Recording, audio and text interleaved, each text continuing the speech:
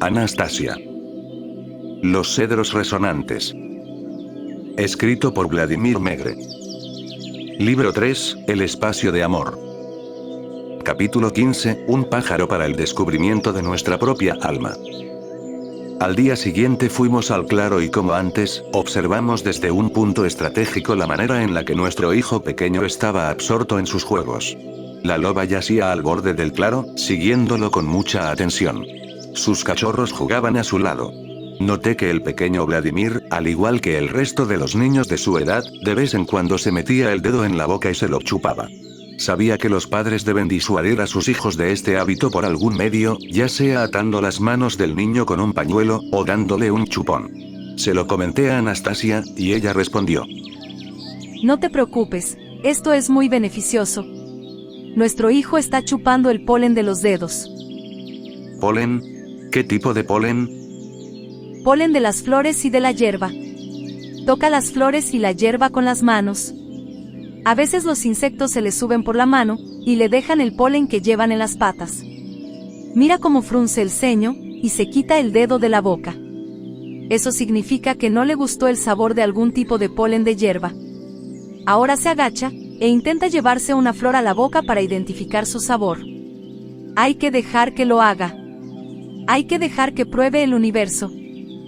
¿El universo y una pequeña flor? ¿Acaso hay una conexión? ¿O es simplemente una figura retórica? Todo lo vivo del mundo tiene una conexión con el universo. ¿Pero cómo? ¿Dónde? ¿Dónde se puede ver esta conexión? ¿Qué instrumento es capaz de medir esa conexión? Para eso no se necesita un instrumento, solo se necesita el alma. De esa manera podrás ver y comprender lo que es visible a nuestro alrededor, todos los días, muchas veces. ¿Qué es lo que se puede ver y comprender con el alma? ¿Me podrías dar un ejemplo? Toma el Sol, por ejemplo.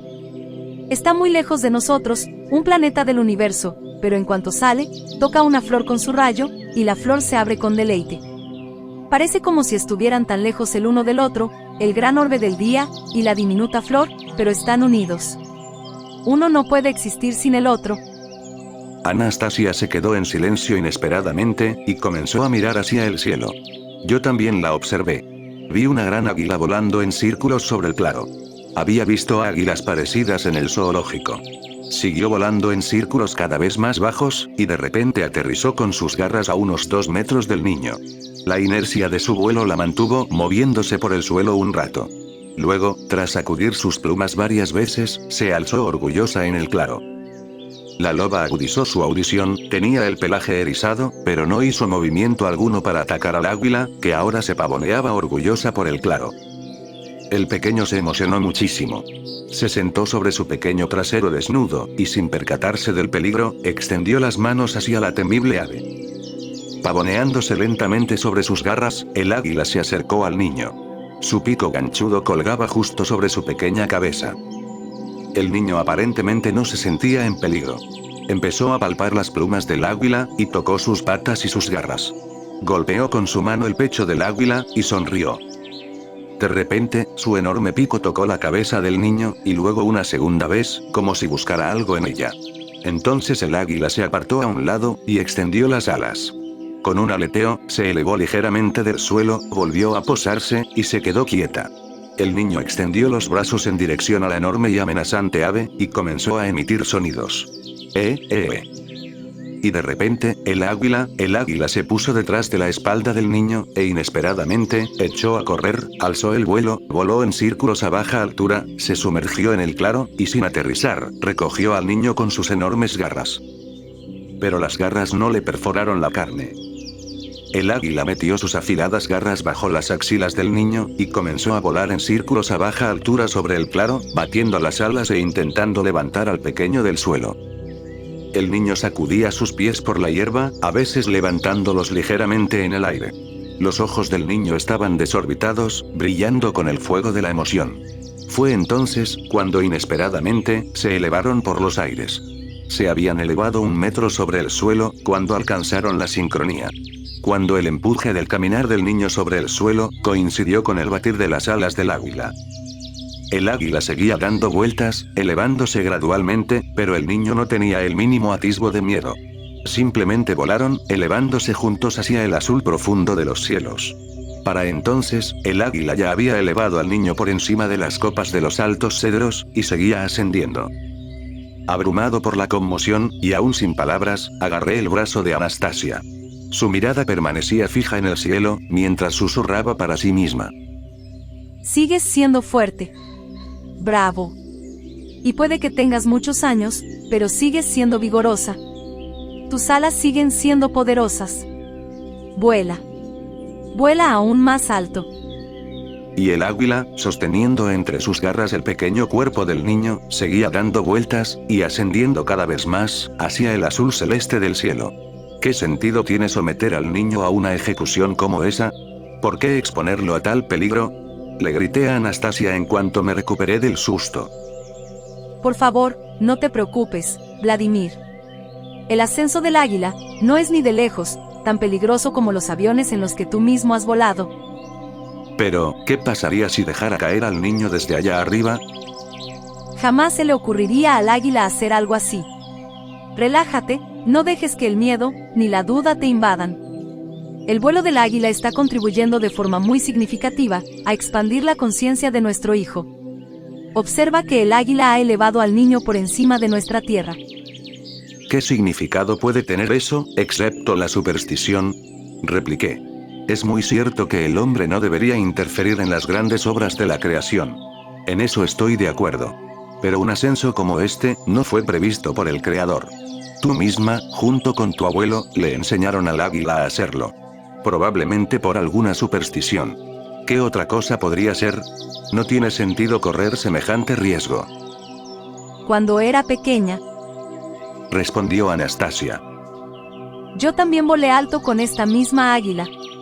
No tenía muchos conocimientos entonces, pero fue increíblemente interesante y extraordinario. El claro parecía tan pequeño desde arriba, y la tierra parecía tan amplia e insondable. Todo era tan brillante, y esa extraordinaria experiencia me acompañó durante mucho tiempo, para siempre. Cuando crecí un poco más, cuando ya tenía 3 años, mi bisabuelo me hizo una pregunta. Dime, Anastasia, ¿a todas las criaturas les gusta que las acaricies con la mano? Así es, a todas les gusta. No paran de mover la cola para demostrar lo mucho que les gusta mi caricia. A la hierba, a las flores, y a los árboles también les gusta, pero no todos tienen colas que agitar, para demostrar lo bien que se siente ser acariciado. Entonces, ¿todo desea sentir el abrazo de tu mano? Sí, todo. Lo que vive, y lo que crece, lo pequeño, y lo grande. ¿Y la gigantesca tierra también quiere ser acariciada? ¿Has visto la tierra, lo grande que es? En ese momento, recordé la vívida experiencia que tuve con el águila cuando era bebé. El tamaño de la tierra no era algo que conociera solo porque alguien más me lo hubiera contado. Así que le respondí al bisabuelo sin dudar. La tierra es grande, no se puede ver su borde. Pero si todos quieren ser acariciados, significa que la tierra también debe quererlo. Pero, ¿quién podría abrazar a toda la tierra? Es tan grande, que ni siquiera tus brazos, bisabuelo, podrían alcanzar para abrazarla por completo. El bisabuelo extendió los brazos a ambos lados, los miró, y asintió. Tienes razón. Ni siquiera mis brazos son lo bastante largos, para abrazar a toda la tierra. Pero dijiste que la tierra, como todos los demás, desea ser acariciada. Sí, así es. Todos quieren ser acariciados por el ser humano. Así que tú, Anastasia, también deberías abrazar a toda la tierra. Piensa en cómo podrías hacerlo. Dijo el bisabuelo, y se alejó. Empecé a pensar mucho en la manera en la que podría abrazar a toda la tierra. Y nada se me ocurría. Sabía que el bisabuelo no me hablaría, ni me haría más preguntas, hasta que hubiera resuelto el problema, así que seguí intentándolo. Pasó más de un mes, y el problema seguía sin haberse resuelto. Un día, me encontré mirando con ternura a la loba desde lejos. Estaba de pie al otro lado del claro. De repente, al percibir mi mirada, la loba empezó a menear la cola. Fue entonces que empecé a notar el deleite de todas las criaturas, cuando las miraba con alegría y con ternura. No importaba lo grandes que fueran, ni lo lejos que estuvieran. Se alegraban con solo mirarlas, o pensar en ellas con cariño. me di cuenta de que estaban tan felices como antes, cuando las acariciaba. Entonces, me di cuenta de algo. Aquí estaba yo, con mis manos y pies, y sin embargo, también estaba este otro yo, más grande de lo que las manos de alguien podían mostrar. Y esta entidad más grande e invisible, también era yo. Eso significaba que cada ser humano estaba creado igual que yo. Y ese yo más grande, en efecto, era capaz de abarcar a toda la tierra. Cuando apareció el bisabuelo, rebosaba de alegría, y le dije: miren, queridos abuelos. Vean lo felices que son todas las criaturas, no solo cuando las toco con la mano, sino también cuando las miro desde lejos. Es invisible, pero algo de mí las abraza, y puede abarcar también a toda la tierra. Abrazaré a la tierra con mi yo invisible. Soy Anastasia. Existe el pequeño yo, y existe el yo mayor. Pero todavía no sé cómo se llama este yo mayor, aún no lo sé. Pero pensaré en cómo llamarlo correctamente, diré su nombre, y les daré la respuesta completa, queridos abuelos. Entonces, ¿volverás a hablar conmigo? Mi bisabuelo empezó a hablarme enseguida, y me dijo: llama a tu segundo yo, querida nieta, Alma. Tu alma. Cuídala y actúa en armonía con esta alma tuya, que es ilimitada. Dime, Vladimir, dijo Anastasia dirigiéndose a mí. ¿cuántos años tenías cuando tomaste conciencia de tu alma por primera vez? ¿Cuándo fue que la sentiste por primera vez? No lo recuerdo exactamente, respondí. Y me pregunté si realmente había descubierto mi alma, y si otros también la habían descubierto. Y si las descubrimos, ¿a qué edad ocurrió? ¿Y hasta qué punto? Quizás simplemente hablamos de nuestra alma, sin sentirnos realmente uno con ella, sin pensar claramente en nuestro segundo yo invisible. Comencé a preguntarme la importancia que tenía el sentir todo esto, y su propósito. El pequeño punto que se movía sobre nuestras cabezas, comenzó a agrandarse rápidamente. El águila seguía volando en círculos cada vez más bajos sobre el claro. Cuando alcanzó la copa de los árboles, pude ver el rostro enrojecido del pequeño, y sus ojos brillando de emoción. Los dedos de sus brazos extendidos, se movían al ritmo del aleteo de la extraordinaria ave.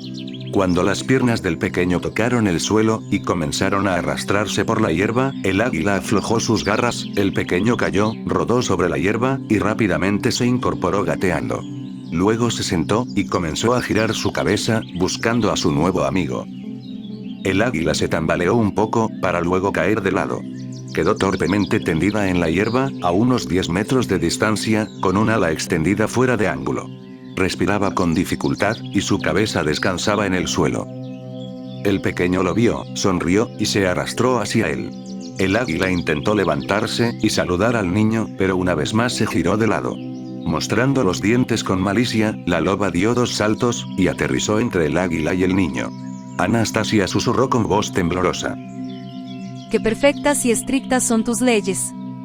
Creador, tú le diste todo al ser humano desde el principio. El lobo sigue tus leyes, pero lo siento mucho por el águila. ¿Qué pasa?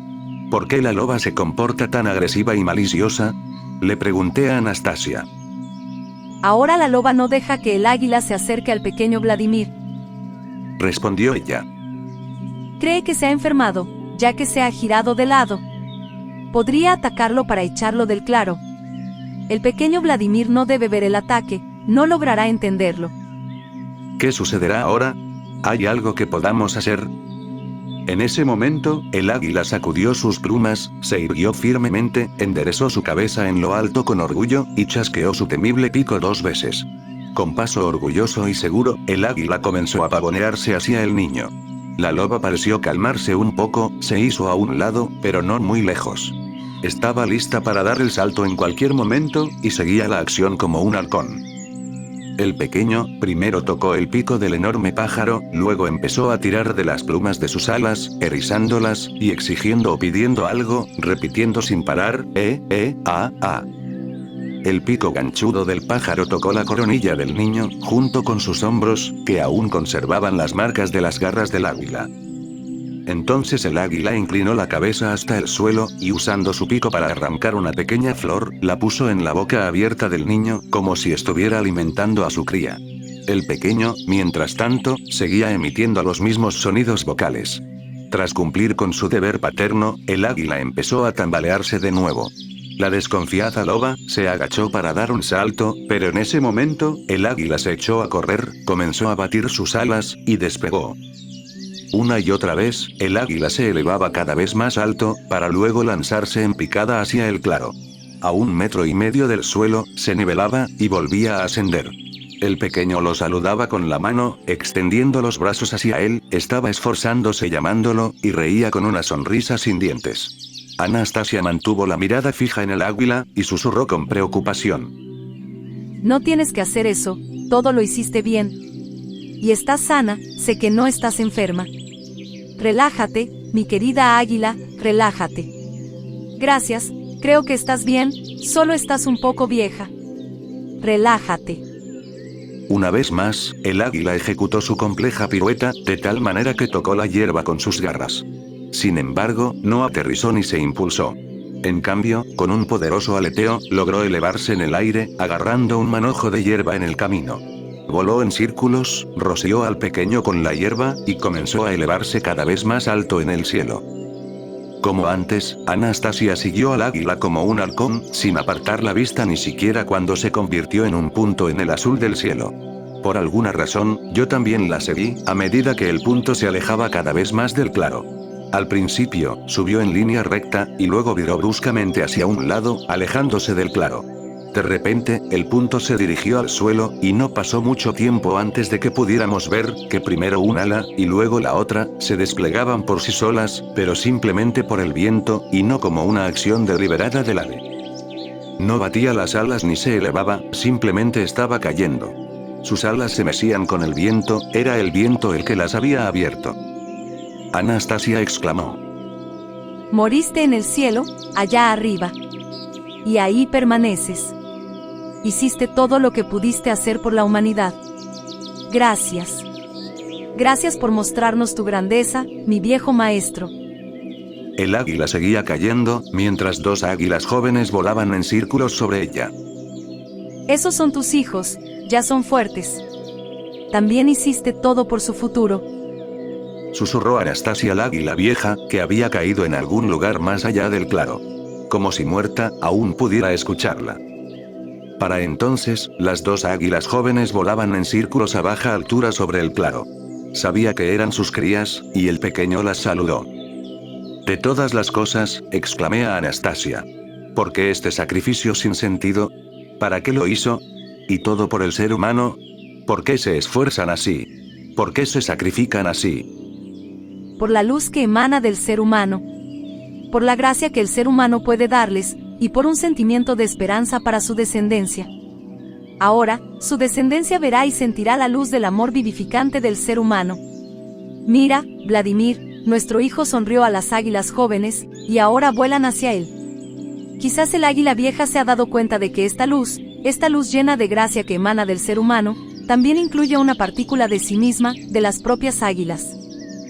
¿Están las águilas dispuestas a sacrificarse por la luz que emana de los seres humanos? De todo aquel ser humano, que sea capaz de emitir esta luz, llena de gracia. Anastasia. Los cedros resonantes. Escrito por Vladimir Megre. Libro 3, El espacio de amor. Capítulo 16, El sistema. Anastasia se fue a preparar la comida de nuestro hijo, mientras yo, una vez más, salí a caminar por el bosque para reflexionar. 2 cosas me molestaban, cosas desagradables. La primera era que yo, como padre, seguía sin encontrar un nicho donde participar en la crianza de mi hijo. Me había quedado claro que no podría traerle juguetes más interesantes que los que ya tenía, y tampoco tenía sentido traerle comida. Nuestro hijo ya tiene leche materna, y polen fresco de las flores. Más adelante, vendrán frutos secos, y las bayas. Naturalmente, la papilla de bebé no sustituye a una fuente de alimento viva, y en constante crecimiento. Aún así, me costaba aceptar mentalmente esta situación. Después de todo, Anastasia no tiene nada, y al mismo tiempo, nada le falta. Incluso puede proveer generosamente para el bebé. En los anuncios de televisión, hay tanta publicidad sobre juguetes, y otras cosas para niños, que casi parece que un niño no sobrevivirá sin ellos. Aquí, sin embargo, no tienen ningún sentido. Es más, son realmente perjudiciales. De igual forma, un bebé ni siquiera necesita una cuna aquí. Con una cuna como la que tiene, es decir, la de la osa, por supuesto que no se va a congelar ni siquiera a 40 grados centígrados bajo cero. No hay necesidad de lavar sábanas ni pañales. La osa, ¿es posible creerlo? También es muy estricta con la limpieza. Cada vez que se limpia la zona de las ingles con sus garras, como si fuera un peine, se frota la barriga en la hierba, y luego se baña. Al salir del agua, se sacude, salpicando agua por todas partes, luego se recuesta boca arriba, se seca, y vuelve a peinarse la zona de las ingles. Anastasia me llevó con ella, y me hizo sentir el lugar donde duerme nuestro pequeño. Es suave, limpio, y cálido. Pero aunque no sea necesaria provisión material alguna de mi parte, un padre debe participar en la crianza de su hijo, eso es seguro. ¿Pero cómo? Quizás debería ir con Anastasia, y demandarle firmemente una respuesta definitiva. Al fin y al cabo, he cumplido todas sus condiciones. No he cargado al bebé sin su consentimiento, ni he insistido en que use los regalos que le traje. Mi otra decepción fue no poder satisfacer las peticiones de mis lectores, y establecer un sistema, o un calendario específico, para la crianza de los hijos. Hay muchas preguntas en las cartas sobre los niños, y siempre se plantean en las conferencias de lectores. Prometí que definitivamente le preguntaría a Anastasia sobre este tema, y que en mi próximo libro, expondría el sistema que su familia ha utilizado de generación en generación para criar a sus hijos. Y ahí lo tienen, no solo rechaza los sistemas en general, sino que incluso declara que cualquier sistema es perjudicial. Claro que eso no puede ser posible. Entre todos los sistemas perjudiciales, tiene que haber al menos uno correcto. Y entonces caí en la cuenta. En todas las cartas de los lectores, no había ni una sola pregunta sobre crianza de los hijos dirigida a mí. Todos esperaban una respuesta de Anastasia, y si la gente realmente confía más en ella, que en los expertos habituales de nuestro mundo, y ciertamente, más que en mí mismo, entonces le corresponde a ella, responder a las preguntas planteadas. De ella es de quien se esperan las respuestas. Mi parte es simplemente plasmarlo en papel. Ya tengo bastante con solo publicar los libros. Anastasia terminó sus tareas, y vino corriendo con toda su alegría, y con sus mejillas sonrosadas. Todo está hecho. Nuestro hijo está durmiendo. ¿No te has aburrido mucho aquí solo? He estado pensando. ¿En qué piensas? En que no hay gran cosa que escribir en el próximo libro. Te conté cómo la gente espera respuestas a sus preguntas específicas. Están interesados en la crianza de los hijos. Pero, ¿qué puedo escribir sobre eso? Claro, les contaré la manera en la que te comunicas con el bebé, la manera en la que ha estado sobrellevando las situaciones de su vida. Pero, ¿qué sentido tiene? En las condiciones de nuestro mundo, ese tipo de régimen simplemente no es viable. Nadie va a adiestrar a un oso, ni a un lobo, ni a un águila, y nadie tiene un claro con polen puro en las flores como el que tienes aquí. Pero lo importante no es el oso, Vladimir. Ni el águila. Ellos son meros efectos, son meras consecuencias. Solo hay una cosa que es importante, y con ello, será posible que se abra el camino correcto bajo cualquier circunstancia. ¿Y cuál es esa cosa importante que mencionas? La actitud de uno mismo hacia su hijo. Los pensamientos que rodean al niño. Créeme, y trata de comprender. Cristo solo pudo nacer de una madre que creyera que Cristo nacería de ella. Y si los padres tienen la misma actitud hacia su hijo, que la que tuvieron los padres de Cristo, Buda o Mahoma, su descendencia seguirá ese pensamiento. Su descendencia podrá convertirse en todo aquello que aspiren a ser. La gente seguirá explorando la naturaleza, y quienes sean capaces de sentir y ser conscientes de lo que el Creador ha creado, su sentido y su propósito, podrán crear un mundo brillante y feliz para su hijo. Pero, ¿cómo pueden llegar a sentir esto? Tiene que haber, de alguna manera, un proceso gradual. Tiene que haber un procedimiento, una guía. Esto solo se puede sentir con el corazón. Solo el corazón es capaz de comprenderlo. Y más específicamente, escribiste más específicamente cuando hablaste de los Dachniks, pero tú mismo no te diste cuenta. Sí, los Dachniks, aquellas personas que en su tiempo libre, se la pasan atendiendo sus huertos en su dacha, o en su casa de campo. ¿Cuál es el punto de utilizar más palabras? Si el corazón y el alma no están abiertos, las palabras simple y llanamente se desvanecerán con el viento, serán apenas perceptibles. Sí, escribí algunas palabras sobre los Datsniks. Pero nada ha surgido de ellas en la vida real. Los brotes jóvenes, apenas son perceptibles, no son vistos por todos de inmediato. Más aún, en el caso de los brotes jóvenes que crecen en el alma. Pero si no puedes verlos, ¿cuál es el punto de escribir? Sí, estoy escribiendo, lo estoy intentando, pero aún hay muchos que no creen, o que no entienden de lo que estás hablando. Y hay algunos que incluso dudan de tu existencia. Piensa en ello, Vladimir, tal vez puedas llegar a ver algo de lógica, incluso en sus dudas. ¿Qué tipo de lógica puede haber en sus dudas? Las dudas provocan que sean menos probables las acciones en contra. Es por eso que existo para aquellos para quienes existo. Ellos y yo coexistimos juntos, uno al lado del otro, en nuestros propios corazones.